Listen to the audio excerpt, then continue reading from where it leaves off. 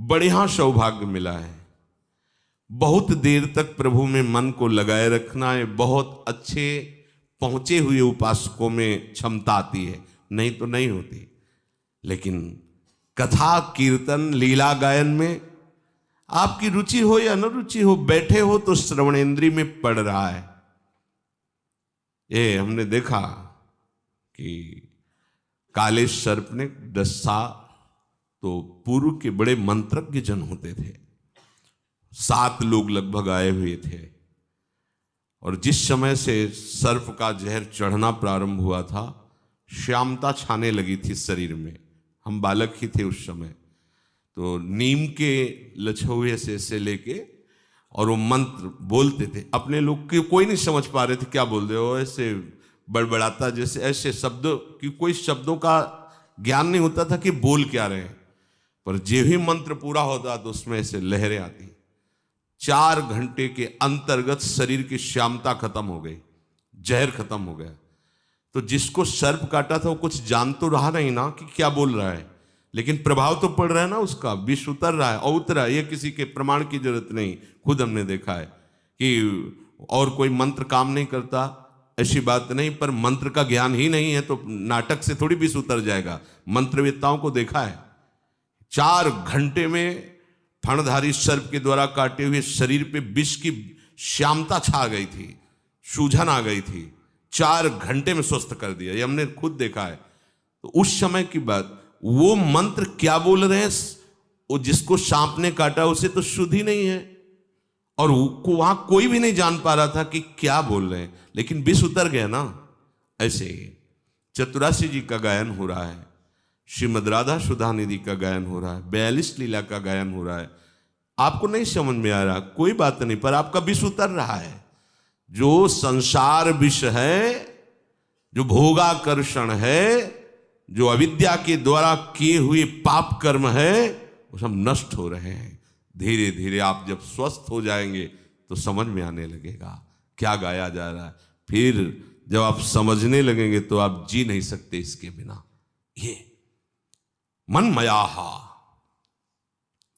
प्रभु की शरण होकर के प्रभु का जब चिंतन किया जाता है तो शरणागति से सामर्थ्य आती है कि वो निरंतर प्रभु का चिंतन कर सके। निरंतर प्रभु का चिंतन करना केवल महाभागवत के अंदर इतनी सामर्थ्य, अन्य नहीं। ये बड़ी कठिन बात, विश्व में अगर कोई भी कठिन कार्य है तो भजन करना है। सब कार्य में मन सहयोग कर सकता है, भजन में नहीं करता। आप खुद देख लीजिए। और जो निरंतर भजन करते हैं इसीलिए भगवान उनके अधीन हो जाते हैं। प्रभु ऐसा आकर्षण देने लगते हैं भक्त के हृदय में कि फिर वो जी नहीं सकता। कुछ दूरी है जिसमें विषयों का आकर्षण रहता है, प्रभु का आकर्षण समझ में नहीं आता। ध्यान रखना, कुछ यात्रा ऐसी है, और ये यात्रा काटने के लिए केवल एक उपाय है, साधु संग। अगर साधु संग नहीं तो इस यात्रा में आप कदम आगे नहीं बढ़ा सकते, भाग जाएंगे। ये यात्रा जहां प्रभु का आकर्षण अभी अनुभव में नहीं आया और संसार का आकर्षण हो रहा है और हमको निरंतर भजन मार्ग में चलना है, ये बहुत कठिन यात्रा है। जो इसको पार कर जाते हैं उसके आगे फिर कठिन नहीं होता। ऐसी मधुर मधुर झांकी, ऐसे दिव्य अनुभव, ऐसा आनंद, उसे समझाना नहीं कि भजन सार वस्तु है, भजन करना, वो फिर जी नहीं सकता। उसका रोम रोम रग रग प्रभुमय हो जाता है। पर वहां तक पहुंचने के लिए जो अत्यंत आवश्यक विषय है वो साधु समागम, सत्संग एक बहुत बड़ा अमृत है जो बड़े भाग्यशालियों को पीने को मिलता है। यही सत्संग हमें नवीन उत्साह पैदा करता है। भगवदानंद का अनुभव नहीं हो रहा, विषय आकर्षण बहुत जोर का है, आग लगी हुई है। उसको ऐसा लगता है, कहते हैं नाम में रस है, रूप में रस है, लीला में रस है, धाम पूरी चतुरासी जी कई बार गा रहा हूं, सब कुछ कर रहा हूं, लेकिन हृदय वही विषय आकर्षण से कोई आनंद नहीं। तो ये अनुभव की बात कह रहा हूं।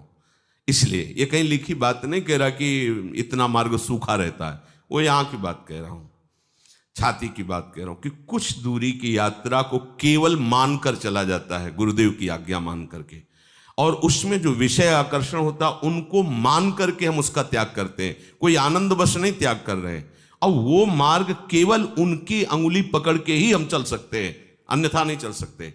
वो केवल मनोराज्य होता रहता है। और जहां उस सीमा को प्यार किए, वो सीमा क्या है? अपनापन देह भोगों में, संबंधियों में। जहां ये अपनापन प्रभु की तरफ लगा तो प्रभु उसके हृदय में आकर्षण पैदा करने लगते हैं।